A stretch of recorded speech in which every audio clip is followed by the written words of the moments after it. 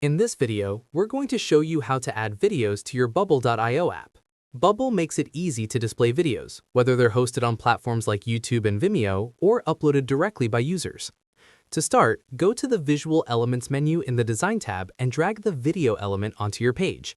If you're using a hosted video, like YouTube or Vimeo, simply paste the video ID or URL into the element's properties. Your video will appear directly on the page and can be played by users with standard controls.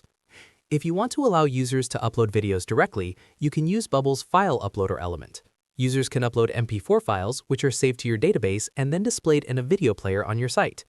For more advanced features, such as autoplay, playlists, or custom thumbnails, you can use plugins like ZeroCode's HTML5 video player or audio video player.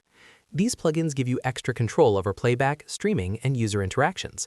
You can also use an HTML element to embed a hosted video as a background or to add custom HTML5 video functionality. By using Bubble's native video element, file uploads, or plugins, you can create a rich video experience for your app, whether it's a tutorial, promotional video, or user-generated content. This flexibility makes it easy to incorporate video into any Bubble project.